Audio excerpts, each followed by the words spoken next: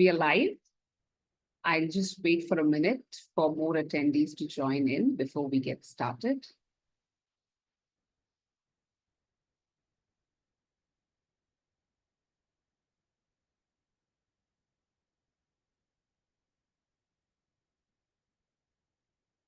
Hello, everyone. Welcome to Be Waste Wise. I am Shweta Dandapani. I'm one of the community builders at Be Waste Wise. Some of you might have seen me here on other Be Waste Wise panels. In today's discussion, the panel is going to talk about insights into measuring circularity. We have Vishwas Vidyaranya, co-founder of Ambire Global, who is moderating this webinar, and he's put this panel together as well. Vishwas has moderated other webinars on Be Waste Wise. He organizes bilingual webinars predominantly in English and Spanish on our platform. Today's webinar, though, is going to be only in English.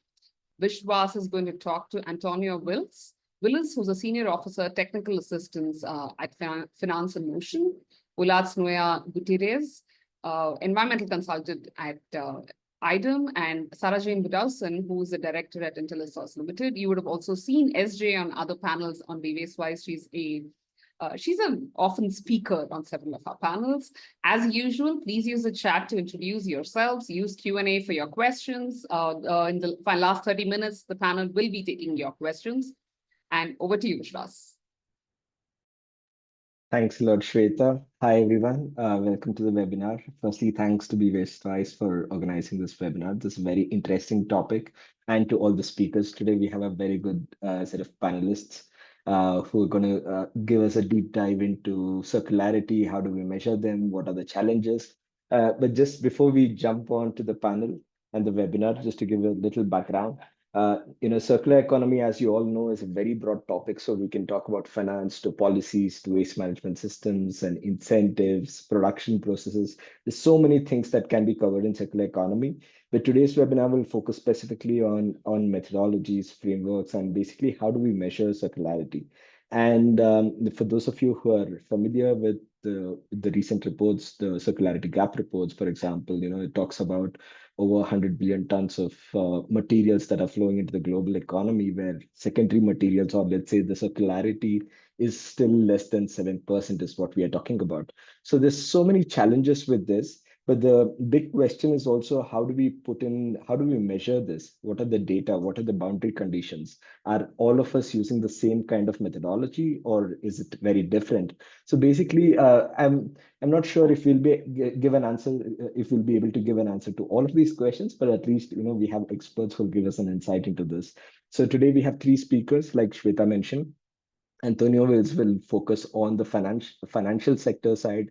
How are they using different tools and methodologies to finance projects in circular economy or investments? Uladz will take us through some real examples on measuring circularity, and also LCA, the challenges of different methodologies. And Sarah will give us a broad perspective on the policies and also recommendations for measuring circularity in corporates and other areas. And feel free to ask your questions. We'll have a Q&A session at the end of the webinar, but please feel free to write in the chat or in the Q&A section as well. So without taking much time, Antonio, I give the floor to you for your intervention, please.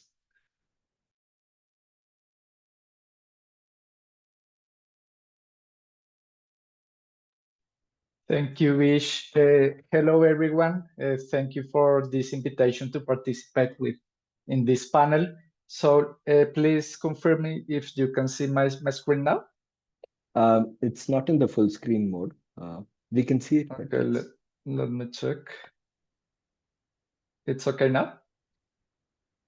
No, right? You have to start the slideshow, Antonio. Yeah. Okay. Give me a second, please. Sure.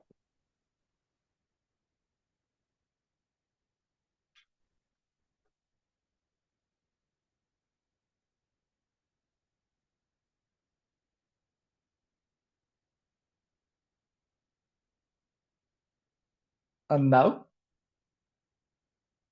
Yep, it works. Yeah. Perfect. So thank you for this invitation. I'm thrilled to be here and take part of this important discussion with all of you. So as Bish mentioned, I like to introduce finance in motion. My intervention today is focused on how from the investment sector we are contributing to circular economy, specifically with one investment fund that is La Green, and we are operating in Latin America with this fund. So Finance in Motion is a global impact asset manager dedicated to sustainable development.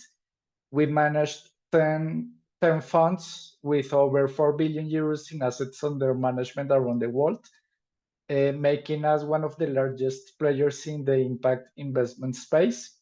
And most of our investments goes through financial institutions, especially debt investments, because we believe in the scale that we could reach with these investments through financial institutions, and the opportunity to reach thousands of businesses and accelerate a systemic change in the economies.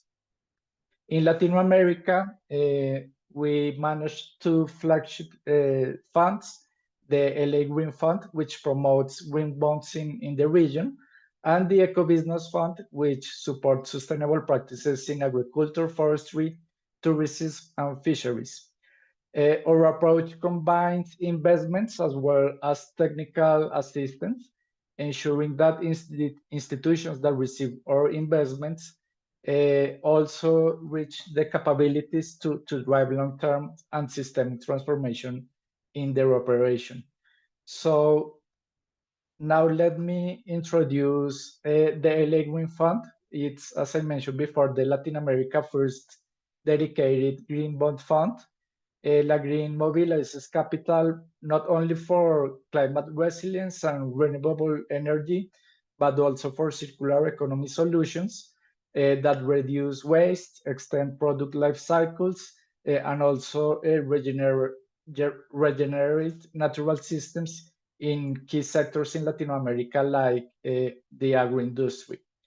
These efforts create a long-term environmental and economic value. And beyond the investment, as I mentioned before, we provide technical assistance.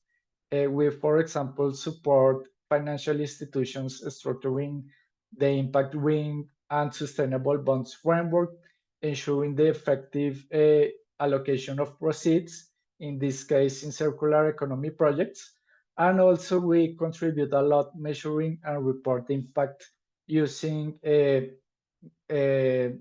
international practices such as the IGMA and some taxonomies in the region. We also look to contribute in sectoral initiatives to bring new actors in the green bond market.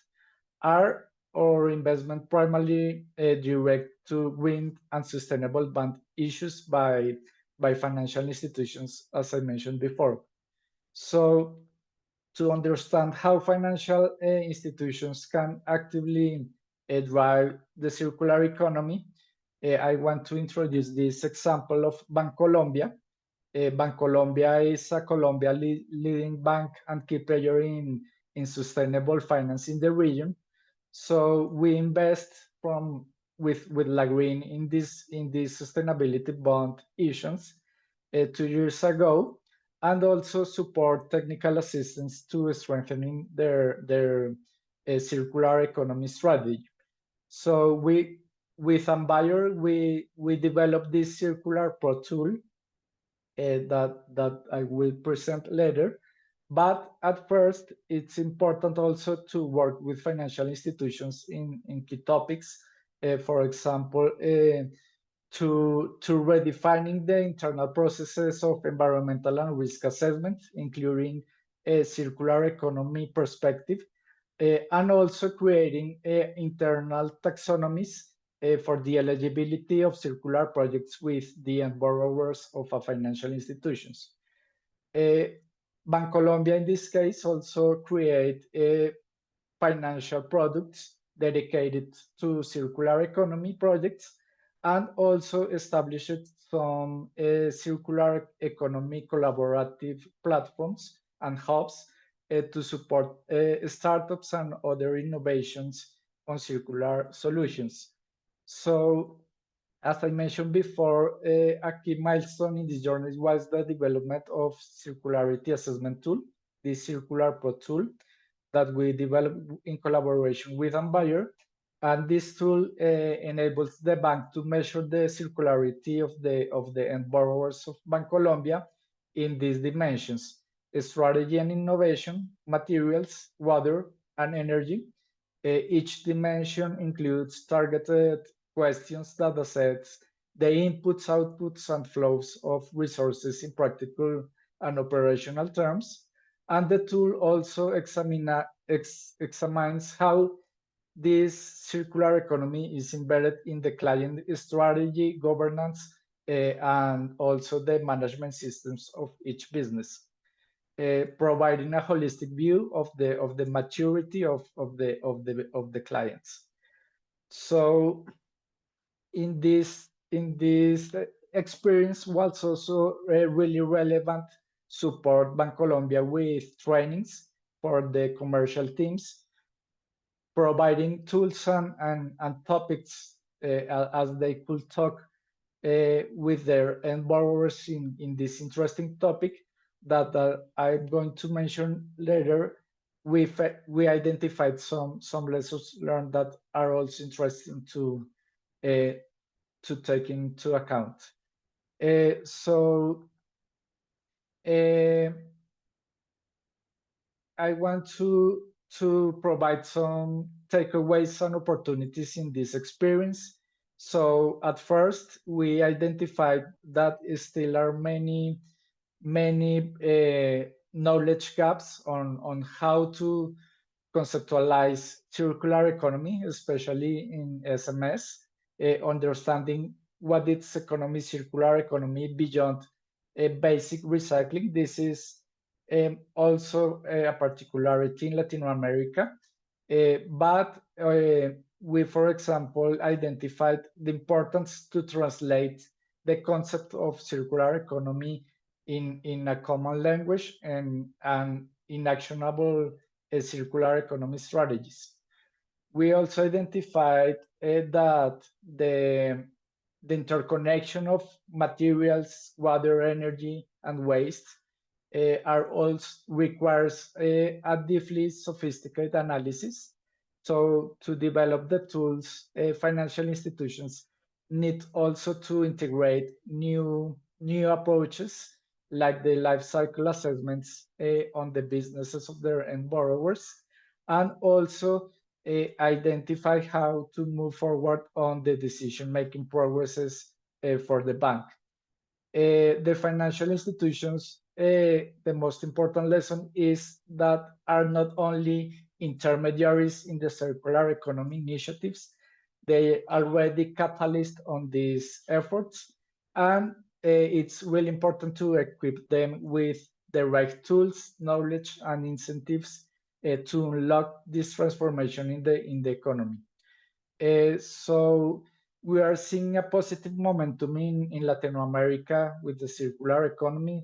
Different countries like Colombia, Chile, Brazil are developing also their internal taxonomies with circular economy objectives really clear and indicators that provide also good insights and tools for financial institutions to move forward in these investments.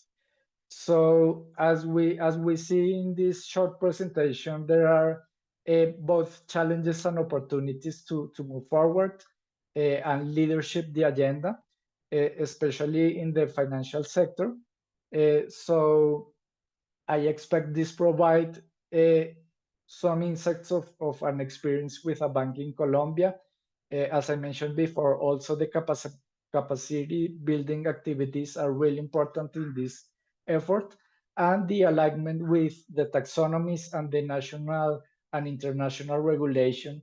In this case, the EU taxonomy is also the main framework that we are using in Latin America. But as I mentioned before, some countries are moving forward in the development of their own taxonomies. the banks, they also create their taxonomies more directly to their economy sectors where they provide financial services. So this is also really important to target key sectors for each case. So I'll now pass the microphone for Vicious, and thank you for being here. Thanks a lot, Antonio, for that really good summary. I mean, it's really interesting to know how the financial sector is pushing this agenda as well, and good to see some real case studies of this. We have a lot of questions for you, but of course, we'll come back to you later with them. Thank you. So thanks a lot. And Olad, over to you now for your presentation, please. Hello, yes, I'm going to share you my presentation.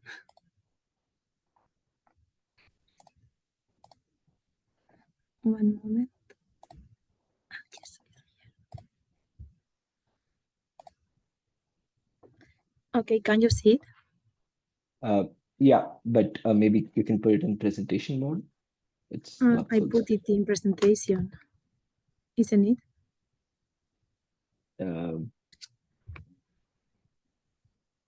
No.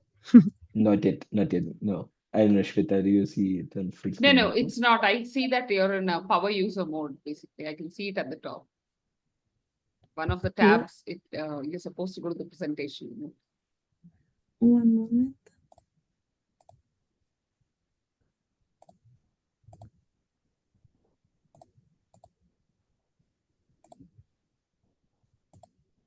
Is it okay now? It looks the same, Olad. I don't know how I can't see it perfect. I don't know the problem. Do you want to continue this way itself? Is that okay? Yeah, that's okay. Like this. I don't know how to do in another way. No, So go go ahead. Go Yes. ahead. Okay. Yeah. Okay, sorry for the problems.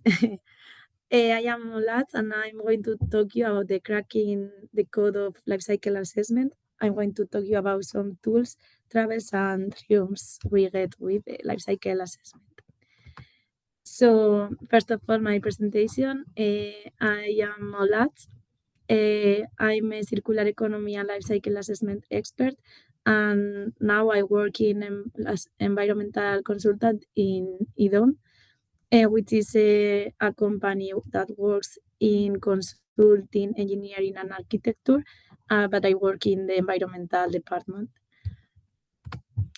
Olad, we yeah. don't see your slides changing. No. No.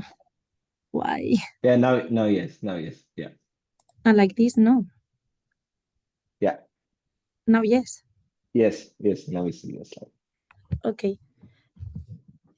So I'm going to talk about 4 points. The first of them is talking about the methodology of life cycle assessment. Then I'm going to show you some the main tools to do the calculations. Also, I'm going to talk you about some challenges I found during my studies of life cycle assessment. And finally, a real case implementation. Now you see the change. No, I mean the next. we're in slide 3. I see slide 3. Better like this. Yeah, now yes. Okay. So,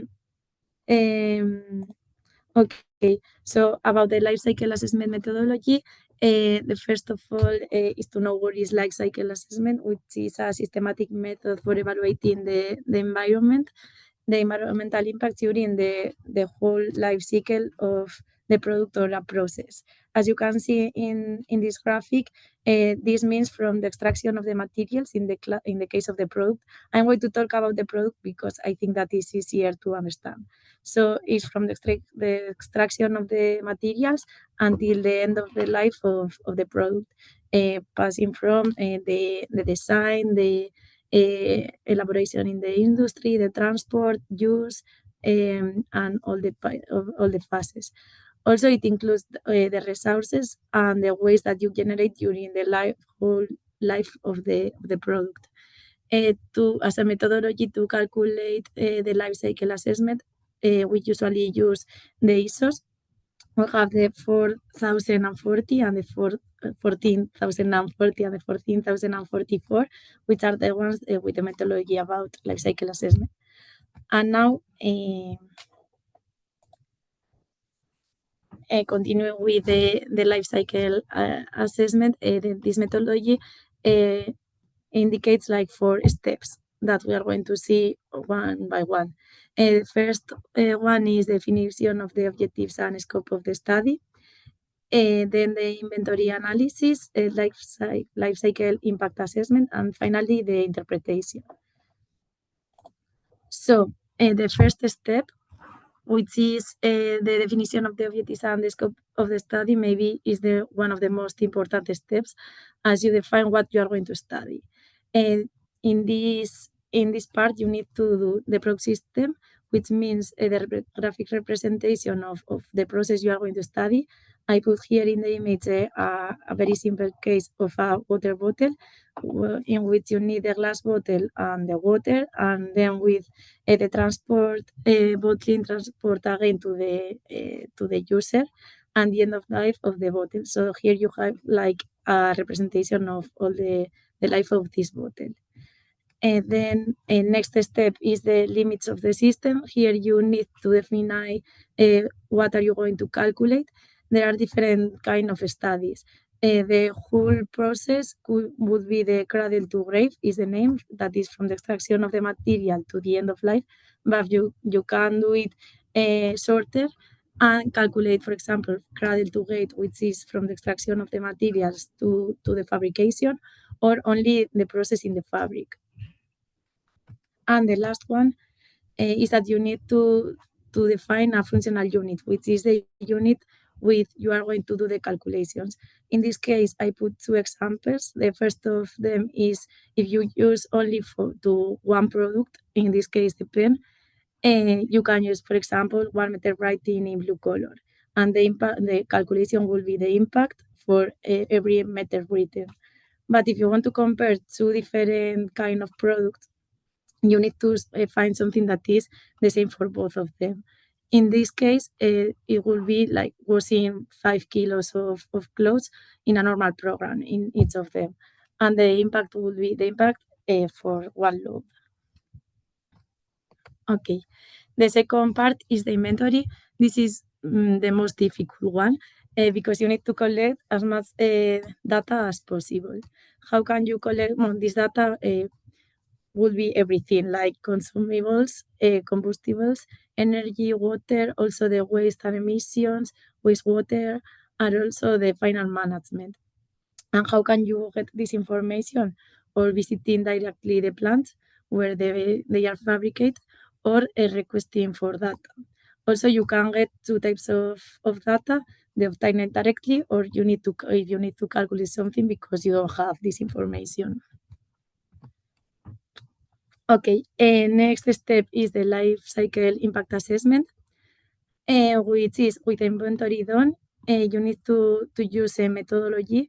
In this case, I put Recipe, but there are other methodologies. For example, there is EPCC for climate change, but Recipe is maybe the most common and the one that generates more impact categories. In this case, you can see here in the table that it generates 18 impact categories. This one can be reduced in 3, but I recommend to use the 18 because they lose the objectivity. Once you have the results, you need to do the interpretation, which is maybe also a difficult thing if you don't know about this. This is an example of the results read by CIMAPRO. Here you can see different columns. Each of the columns is one of the impact categories, and here you need to focus in 3 things. One of them is the one with the most impact, that is maybe the most dangerous impact. Then its color is one product of this process, which is the product that impact more, in this case the blue one.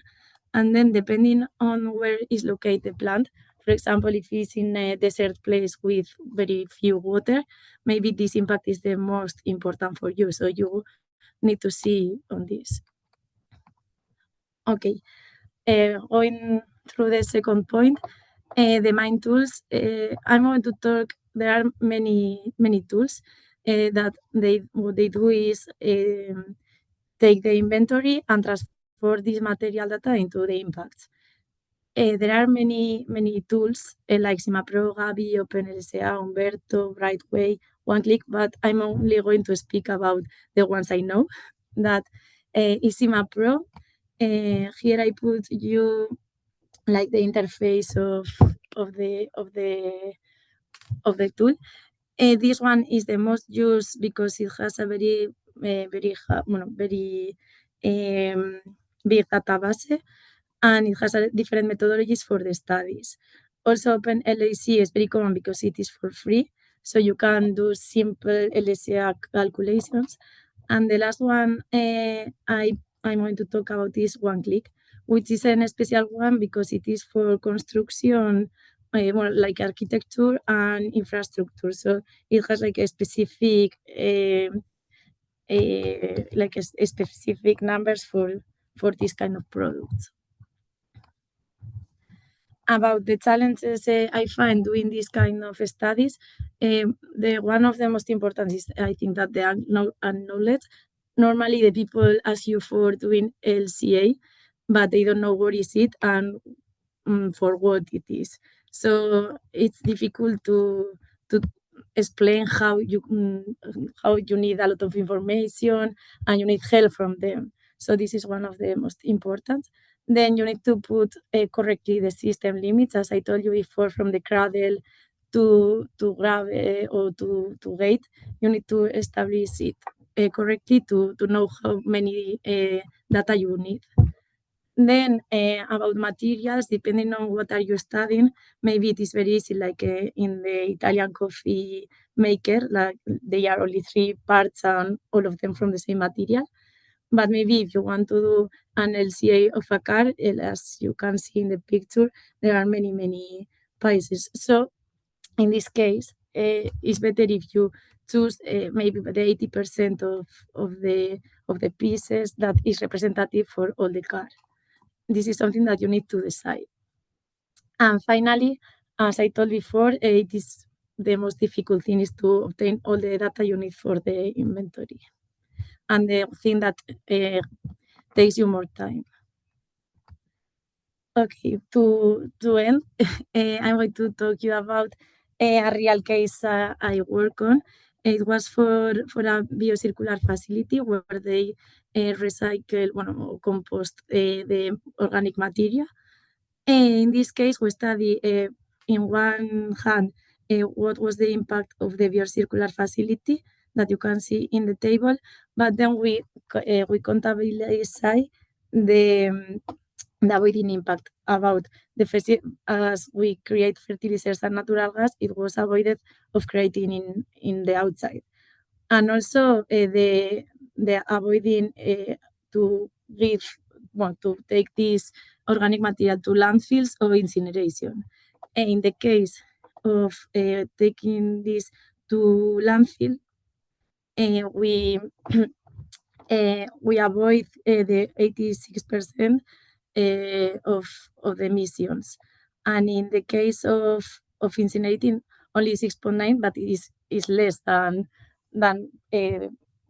putting it in the incinerator. So it was all better. And this is all. Thank you to all of you, and I will be able later to answer your questions. Thanks. Thank you very much, Ola. It's very interesting presentation. I mean, I think you spoke a lot about how deep we can go into LCA methodologies and also different types of LCA methodologies, and a lot of challenges in the market on how does a user define which tool to use, which boundary to use. I'm sure we'll come back to you with all these questions later. But thanks a lot for your intervention. And Sarah, over to you now. Thank you much. Thank you very much. I'll just share my screen. Just bear with me 1 second. Let's have a look.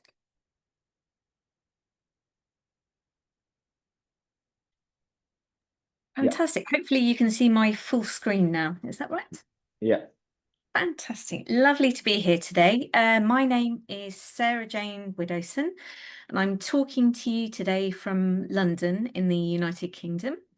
I'm an independent consultant, and my presentation today is hopefully going to give you a few pointers on where to start actually on your measurement journey for circularity, because it can be quite complex, quite confusing. So hopefully the few slides that I've got today will give you some great links to go off and explore and some ideas to think about. So just to start, who am I? I'm an independent consultant. I'm a chartered waste and resources manager in the UK. So I've got a background in waste and recycling, but I work across a wide range of fields from consumption, circular design, packaging, materials value chain, and also skills for the future. And on the screen at the moment are some of my sort of recent publications in the last 5 years, all of which have elements of circularity and elements of metrics as well. One of the key points I thought I'd raise from some of the recent work that I've done around skills for the future is that actually some critical skills that we require in all of our organisations, particularly to measure circularity, are data skills, communication skills. So actually, how are we going to get that message out there about how we're doing, what we need to measure in the first place, but also systems thinking as well. So taking a step back, thinking about the whole organisation, where to get that data and information from in the first place, and how we engage with other stakeholders. Which brings me on to where to start, because it can be quite confusing. I've worked with a number of municipalities, local authorities, and businesses recently, trying to help them to start to develop a circular economy strategy or a circular action plan. And there are some key sort of lessons learned, points to consider for starting your journey. First is trying to allow some time for that. So within your organisation, make sure that you identify a key sponsor. Speak to teams across the organisation. Think about the roles that everybody has to play within that. That will give you a good footing to actually start gathering data and information. Secondly, remember to promote the circular economy. I'm sure that everybody on this webinar is really clued up on the circular economy, understands what to do, how important data and information is. But actually, for some organisations, people haven't heard of the circular economy yet.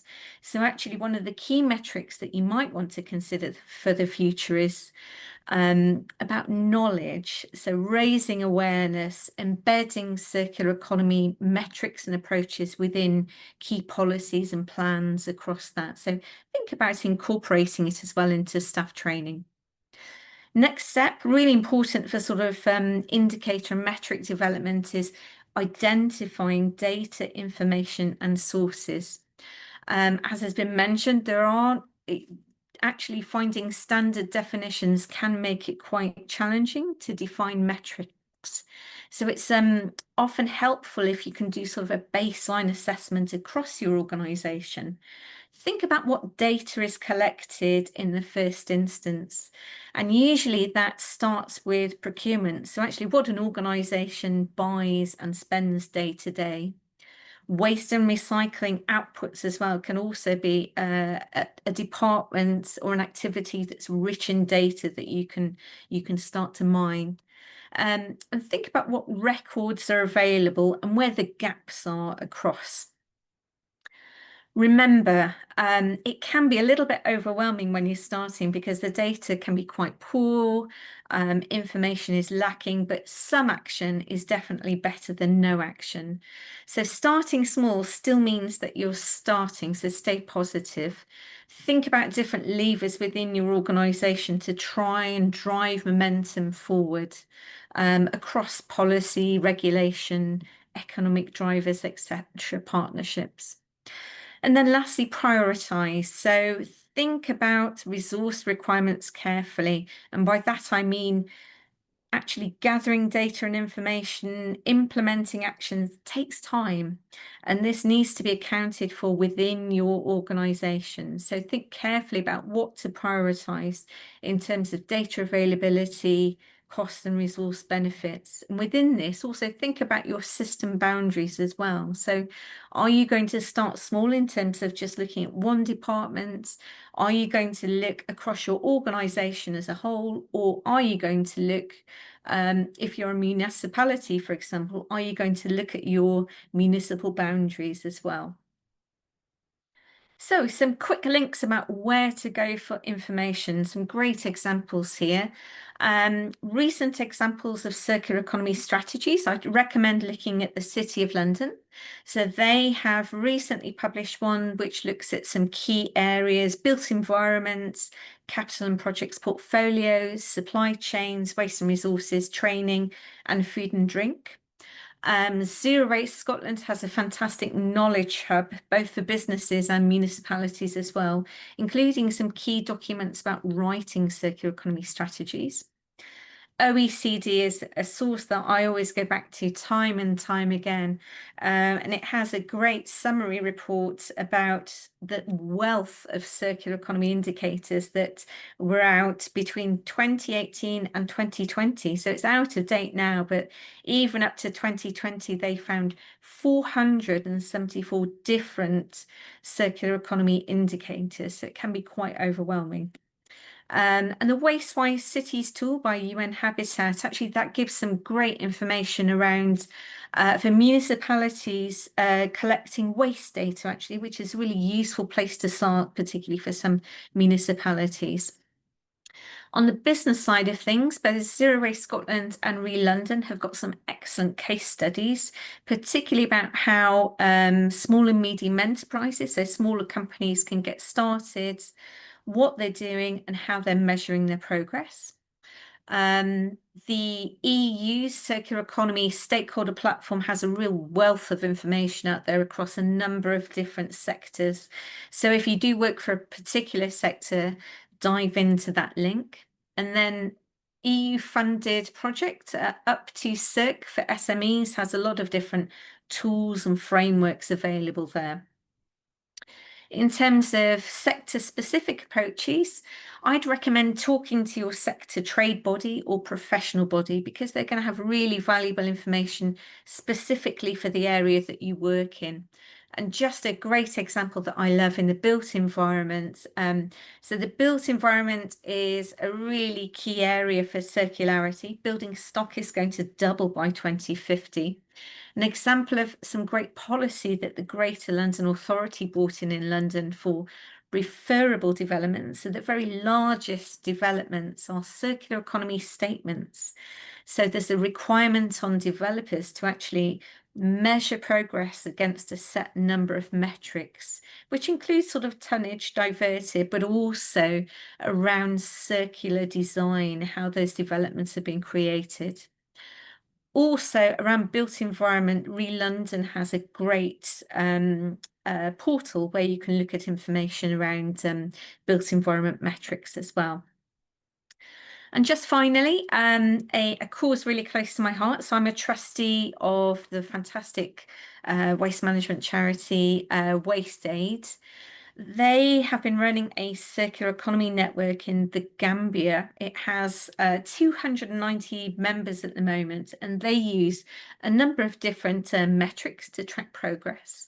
Projects are tracked using a range of metrics like waste data, but they also look at things like engagement and participation and governance as well.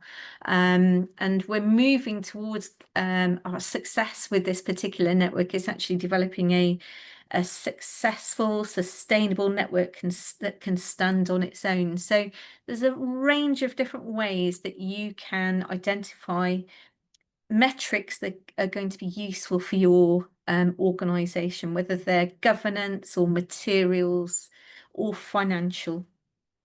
Okay, a rapid run through there. Thank you very much.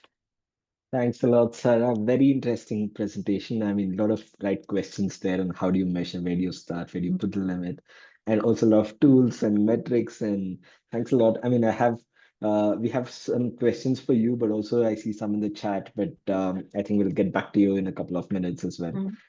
Thank you very much. So now we're open to Q&A. So please feel free to write your questions in the Q&A section in the chat. But then let me start with Antonio first. Antonio, you spoke about how you're helping financial sectors in the region with circular economy investments. So just wanted to understand from you as well, is there enough demand that you see for such financial products dedicated to circular economy, and what are the trends that you see? And also in terms of, maybe I'll club it with another question, that is, in terms of frameworks and tools, if you operate in different countries, do you see different frameworks being used, or do you see also a harmonization there?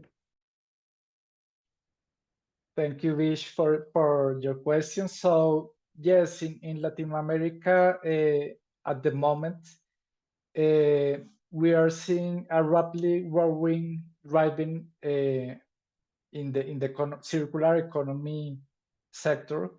Is a lot of interest of different actors, especially from the financial institutions. So maybe there are some different aspects that are important in this topic. At first, financial institutions start to identify that business with circular strategy offer business resilience and also help to de-risk operations of their business models.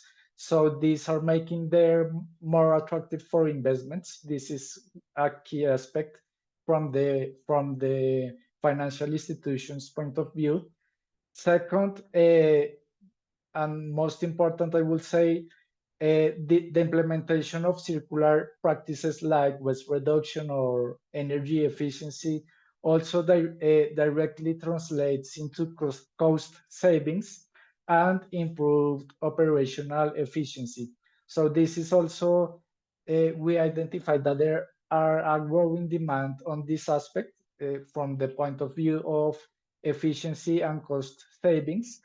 And also the circular economy are openly new markets and business models. For example, in remanufacturing, repair services. So there are a lot of opportunities, and financial institutions are starting to create and develop a specific green financial products with different incentives for their clients in this sense. As my colleagues present, there are different kinds of frameworks that are using different kinds of businesses and institutions. In Latin America, for example, financial institutions are also using a lot the UNEP circular economy guidelines. This is specific guidelines for banks to how to move on a strategy on how to finance circular economy initiatives. And I will say also the taxonomies and the IGMA principles for the green bonds and sustainable bonds are also really important, as also the granularity of the data helps a lot on how to report this progress on circular economy investments. So in Latin America, one of the key gaps are the maturity levels are very different depending on the size of the companies. So different frameworks maybe are more friendly for big companies, but when we work with ESMS, we need to go step by step. As my colleagues present, we need also to encourage and work with key different stakeholders and with public policies on this aspect. So it's a complex environment, but there are a lot of frameworks and tools that financial institutions are also identifying as an opportunity. Thanks a lot, Antonio. That's really good to know. So coming to you, Olad, you presented a lot about different frameworks, different tools for LCA measurement. But just talking from a practical point of view, do you see companies and sectors or other entities using such tools? Also, just thinking about the costs of applying such methodologies, or even the capacity, to apply such methodologies. What challenges have you seen in the corporate environment? Okay, I wanted to say that I think that the LCA is like a complementary to the circular economy, as the circular economy only tries to reduce or maintain the elements in the process, not to dispose of them, and they try to reduce the quantity, but the LCA make the calculation of the impact of maintaining this element in the world, no? What I meant to say is, I'm going to put an example to understand it better. For example, imagine that a company want to change the single-use plastic packaging and change it for a reusable packaging. In this case, a circular economy will say, oh, this is perfect. We are going to reduce our quantity.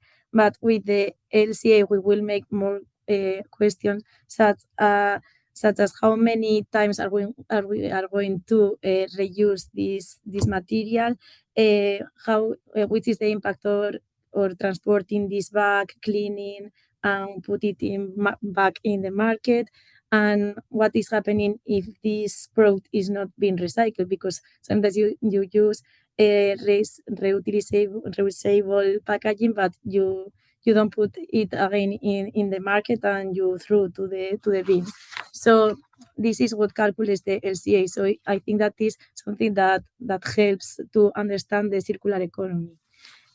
About the cost, this is something that is more difficult because it's something that is cost in money and also in time, because as I showed you before, it's not the same calculating the LCA of simple things, but products or things that has a lot of items to calculate, so it makes it more difficult. Also, you need an expert to do it, because you need persons who know how to use these tools that are not very simple. I think that here there is an improvement to be made in the tools to simplify for the people. Also, to understand the results, because maybe you can make the calculations, but then you need to make some decisions, because there is not like a guide or something that makes you sure that this is the good option. So you need to think about it and make your own reflections and say, no, in this case, maybe, as I told you before, as we are in a desert, we don't have water, so it's not a good option to use the reusable packaging, because we need to clean with water and we don't have it. So maybe in this case, it's not the best option. But it's something that you need to think about and say, these impacts are the important for me and these ones maybe are not so important. And what I was saying, that the methodology, I think that needs to improve more. We need to study more in the methodology, as there is nothing very specific, and I think that we are working on it, but it is the future, I think, but we need to improve. So to sum up, it is a complex process, but I think that it's giving us a lot of information about the product, and to make the good decisions, not only what we think about, with real data, I mean. Yeah, no, thanks a lot. I think you summarized it really well, and the examples are very clear. So thank you very much. And Sarah, coming to you. So I wanted to ask you, in terms of circular design, have you seen policies in the UK, in the EU, or anywhere else that have been successful for different industries, or I don't know, like government level or national level policies which are actually getting into manufacturing and getting into the processes? Have you seen them? Oh, that's a good question. I think so at the lower levels of circularity, I suppose extended producer responsibility is starting to help. So how that's being applied to things like packaging is really driving producers to design their packaging in a more circular manner, which usually means to be more recyclable, but we are seeing greater levels of reuse and refill as well. So I think that's quite a good policy lever that has been applied, and actually is seeing, you can see really big benefits coming along there. But we do need to yeah, I think there's lots more opportunity to really push that forward, but policy often has to happen incrementally, so we don't see big shifts quickly. Of course. No, thanks a lot. And I think I have another question for you. It comes from Neil in the chat. So it's about incineration and waste to energy. So there's quite I mean, actually, just to add to his question as well, there's a lot of differences between different frameworks and different taxonomies where people consider it as green or not green. The EU taxonomy doesn't have it. Some taxonomies do. So what is your take on it, and when you think about circularity and incineration? So I think energy from waste is something that we have at the moment that is an essential part of our waste management system in a lot of countries. To move towards circularity, we're going to have to find other options, and that is about designing out waste, designing products better so they stay in our society for longer. However, I think it's with us for the current time. We just haven't got either the policy regulations to make that leap so that we're not producing waste. And we haven't, unfortunately, we haven't got the sort of societal shift yet.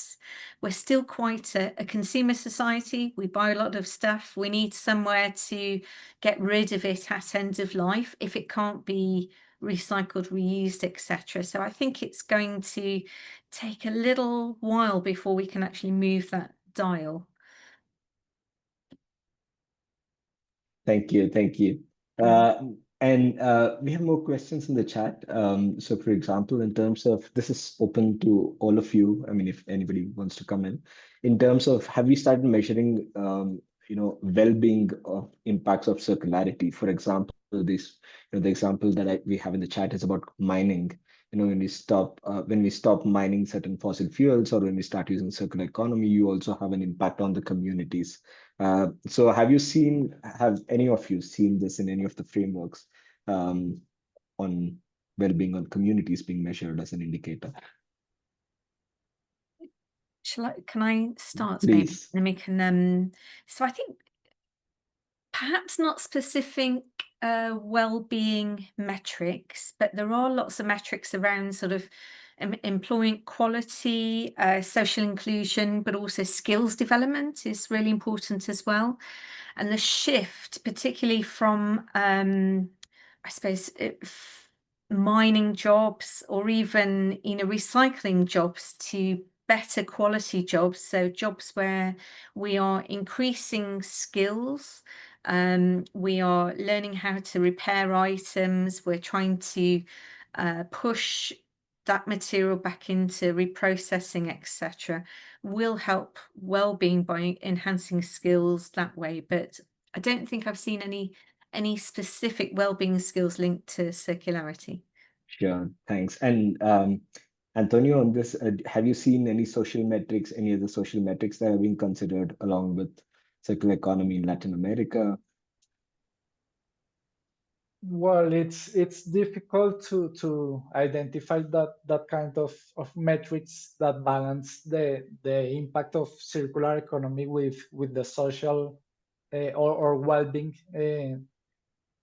impact indicators. But for example, the ICMA principles of the sustainable bonds also looks to try to find a balance between the environmental and social impacts, as well as the EU taxonomy and the taxonomies that are developed in Latin America. So I think it's important to move forward on how it's the effects of the circular economy, not only from the environmental perspective, but as the attendees are questioning, this is really important to take into account that kind of well-being measures. Yeah, but I would say that we need to work on this more. Yeah, thank you. Olat, anything to add on this? Yes, I'm going to go to my LCA. Sure, When please. you study the life cycle assessment of a process, for example, in the impact categories, there are some impact categories that are about human toxicity, the carcinogen, or these kind of things that maybe is not well-being at all the complete, but yes, a part of the sanitary part, I mean. And in this way, if you do this kind of study, maybe you can find the things that make most impact in the human health and make change in this way to reduce this impact. But I mean, it's only like in the health, maybe not in all the aspects. Thanks a lot. No, I mean, very useful, those parameters. And also just to add, the sustainable finance taxonomy, some of the new taxonomies, for example, if you look at Australia, which published it a couple of weeks ago, or even Brazil, which is working out right now. So they're focusing on mining sector as a substantial contribution to climate change, but there's a big aspect of social safeguards. So that's more from a safeguards perspective, not so much from a positive contribution, but those are some also good references. I But want to, sorry, yeah, I want please. to add that, for example, in this way, maybe we are looking to the sustainability only in the environmental part, but the sustainability is environmental, social, and economy. So there is a social part, but maybe today we are not the people expert on this way, but I thought that there is people expert on talking about the social part, that it maybe is better to find someone who can speak about this. Yeah, no, completely agree. Thank you very much. We are almost out of time, so I just want to give the last word to each of you. Like a conclusion statement, if you have to give one recommendation on where to start, it can be a tool, it can be a policy, it can be a methodology, or it can be some guidance. What's your recommendation? And maybe to conclude. So I don't know who wants to go first. Sarah, nice. You to go first. Yeah. What I would say is, I think I highlighted it in the presentation. So some action is better than no action. So find something that you can easily get data for, that you can develop a metric for, and start there, because you can always build on that. Thank you. Olat? Yes, I will say that we don't have to think that always what we looks like it is the real thing is the best one. For example, as I told before, maybe using reusable elements or materials is better, but maybe no. So we need to think about it and make further to this. This doesn't mean that we don't need to use reusable. I'm with it. But in some cases, or if we do, we need to use them correctly, not throwing them to the bin. Of course. Thanks a lot. That's a very good question to introspect. Antonio? Yeah, I would say that it's really important to be curious and to iterate with different kind of frameworks and tools that are in the market right now, it with a long-term perspective. We usually see that everybody wants an impact indicator right now, but it will take resources, time, and effort. So yeah, it's a long-term effort, and let's start with few steps, and you're going to be there. Wonderful. Thanks a lot. Thanks a lot, everyone, for your interventions and also for joining the webinar. I mean, really useful discussion. There's so much more to talk about, but this is just a brief introduction, and hopefully we'll have another later, more detail. Shweta, thank you for organizing this webinar, and over to you to close this. Thank you, Vishwas. Thank you, Antonio Lutz and Sarah Jane. It was a wonderful webinar. Thanks a lot for your time. And like Vishwas mentioned, I think we will talk to each other about having a more detailed webinar probably as a follow-up to this, because there is a lot more to be said, I'm pretty sure. Thanks a lot. Have a wonderful day, everyone. Thanks to the audience. And just a reminder to all the audience that the webinar will be on our YouTube channel. It will be on our website in 2 weeks' time. The recording will be available. So please sign up to our newsletter. You'll find a link on the website. All right. Bye-bye, everyone. Thank you.